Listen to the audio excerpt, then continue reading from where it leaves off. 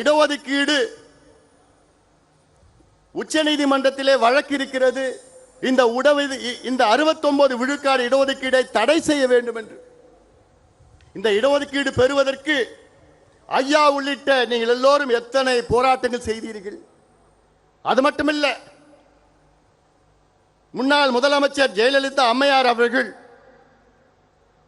69 விழுக்காடு இடஒதுக்கீட்டை 9வது அட்டவணையிலே, அரசியல் சாசன 9வது அட்டவணையிலே மிக சிரமத்திற்கு பிறகு நம்ம இடஒதுக்கீடை பாதுகாப்பு அளித்தார். கான்ஸ்டிடியூஷனல் அமெண்ட்மெண்ட் நடந்தது, டெல்லியில் நடந்தது, பார்லிமெண்ட்ல எவ்வளவு பெரிய வேலை செய்தார். என்னை பொறுத்தவரை ஜெயலலிதா அம்மையார் அவர்கள் தமிழ்நாட்டுக்கு செய்த மிகப்பெரிய சாதனையாக நான் பார்க்கின்றேன். ஆனால் அந்த இடஒதுக்கீட்டுக்கு இன்று ஆபத்து வந்திருக்கிறது. இதை பற்றி ஒரு துளியும் கவலை இல்லாத நம்முடைய முதலமைச்சர் ஸ்டாலின் அவர்கள் என்னைக்கு சுப்ரீம் கோர்ட்ல வரப்போகுதுன்னு தெரியல, வந்ததுன்னா முடிச்சிடுவாங்க. ஏன்னா கணக்கு இல்லை நம்ம கிட்ட.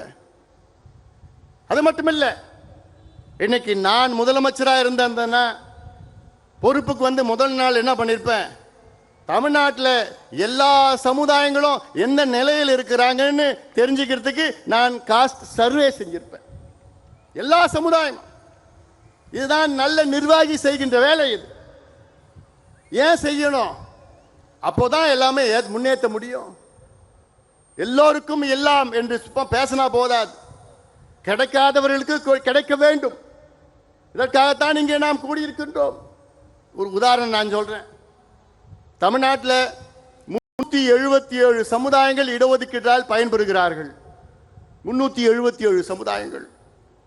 இதில் பட்டியலின மற்றும் பழங்குடி மக்களுக்கு 19 விழுக்காடு இடஒதுக்கீடு. இதில் கிட்டத்தட்ட 114 சமுதாயங்கள் பயன்பெறுகிறார்கள். பட்டியலினம் பார்த்தீங்கன்னா எஸ்சி ஷெட்யூல் காஸ்ட் பார்த்தீங்கன்னா 3 பெரிய பிரிவுகள். ஆனால் உட்பிரிவுகள் 76 பேர் இருக்கிறார்கள். அதே போன்று பழங்குடி இனத்தை சார்ந்தவர்கள் 1 விழுக்காடு தான் இடஒதுக்கீடு. ஆனால் அவர்கள் 34 பிரிவுகள் இருக்கிறார்கள். அப்படி இந்த 34 பிரிவில் வெறும் 4 பிரிவு தான் எல்லா இடத்தையும் எடுத்துட்டு போகுது. மீதி 30 பிரிவுகள் கிடைக்கல. இது எப்படி நீங்க தெரிஞ்சுப்பீங்க? யாருக்கு கிடைச்சது யாருக்கு கிடைக்கல எப்படி தெரிஞ்சுப்பீங்க? கணக்கெடுப்பு நடத்தணும், சர்வே நடத்தணும். கேட்டா முதலமைச்சர் கேட்டா எனக்கு அதிகாரம் இல்லைங்கோ. தெலுங்கானாவுக்கு அதிகாரம் இருக்கு. ஆந்திரா நம்ம அமைச்சர் வந்திருக்கிறார், இங்க ஆந்திராவில் கணக்கெடுப்பு நடத்திட்டு இருக்கிறாங்க, அவங்களுக்கெல்லாம் அதிகாரம் இருக்கு. கர்நாடகாவில் நடத்தி முடிச்சிட்டாங்க, ஒரிசாவில் நடத்திட்டு இருக்கிறாங்க, பீகாரில் நடத்தி முடிச்சிட்டாங்க, அவங்களுக்கெல்லாம் அதிகாரம் இருக்கு. நம்ம முதலமைச்சருக்கு மட்டும் அதிகாரம் இல்லையா? சட்டமன்றத்துக்குள்ளேயும் வெளியிலையும் ஒரு பொய்யை சொல்லிக் கொண்டிருக்கின்ற முதலமைச்சர் அவர்கள். உங்களுக்கு என்ன தயக்கம் இந்த கணக்கெடுப்பு நடத்தின? இல்லாதவருக்கு கொடுக்க வேண்டும், அதுதானே எங்களுடைய கொள்கை, அதான் உங்க கொள்கையும் கூட. அதே போன்று எம்பிசியில் இன்னைக்கு 115 சமுதாயங்கள் இருக்கிறது. இந்த 115 சமுதாயத்தில் எந்த சமுதாயத்துக்கு கிடைக்கலன்னு எப்படி தெரியும் உங்களுக்கு? எந்த சமுதாயம் எல்லா இடத்தையும் எடுத்துட்டு போறாங்கன்னு எப்படி தெரியும் உங்களுக்கு? எத்தனையோ சமுதாயத்திற்கு எம்பிசியில் ஒரு இடம் கூட கிடைக்கல. அது ஒரு கணக்கு. மற்றொரு கணக்கு இருக்கிறது. எம்பிசியில் 115 சமுதாயங்கள் இருக்கிறது.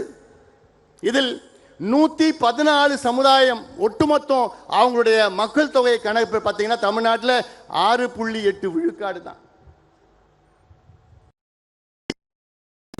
சேர்ந்தா தமிழ்நாட்டினுடைய தொகையில 6.8 விழுக்காடு. ஆனால் ஒரு சமுதாயம், வன்னிய சமுதாயம் மட்டும் நீங்க கணக்கெடுப்பு நடத்தி பார்த்தீங்க, மக்கள் தொகை கணக்கெடுப்புல 14.2 விழுக்காடு. அது பழைய கணக்கு. இன்னைக்கு கிட்டத்தட்ட 18 விழுக்காடு மக்கள் தொகையில கணக்கு. ஆனால் வன்னியர்களுக்கு நான் சொன்னேன்ல, 109 காவல்துறை உயர் அதிகாரி. கேரளாவில் ஈழவர் சமுதாயம், தமிழ்நாட்டில் வன்னியர்கள் போன்று கேரளாவில் ஈழவர் சமுதாயம் மிக மிக மிக மிக பின்தங்கிய சமுதாயம். இந்த சமுதாயத்தில் நம்முடைய மருத்துவர் ஐயா போன்றாங்க நாராயண குரு அவர்கள் தோன்றினார். சமுதாயத்தை திரட்டி போராட்டங்கள் நடத்தினார்கள். இன்னைக்கு கேரளாவில் ஈழவ சமுதாயத்திற்கு தனியாக 14 விழுக்காடு இடஒதுக்கீடை அந்த அரசு வழங்கியிருக்கிறது. 14 விழுக்காடு. அவர்களும் நம்ம போன்ற 18-20 விழுக்காடு அங்கே மக்கள். அது மட்டுமல்ல, கேரளாவிலே எந்த சமுதாயம் 2.5 விழுக்காட்டுக்கு மேல் இருக்கிறதோ அவர்களுக்கு தனி இடஒதுக்கீடு அங்கே கேரளாவில் கொடுக்கிறார்கள். எல்லாம் கற்றுக்கொள்ளுங்கள். சமூக நீதி பற்றி பேசினா போதாது. நான் தந்தை பெரியாருடைய வாரிசு, தந்தை பெரியார் தாத்தா, சமூக நீதி மண்ணுன்னு பேசிட்டு இருக்கீங்களே.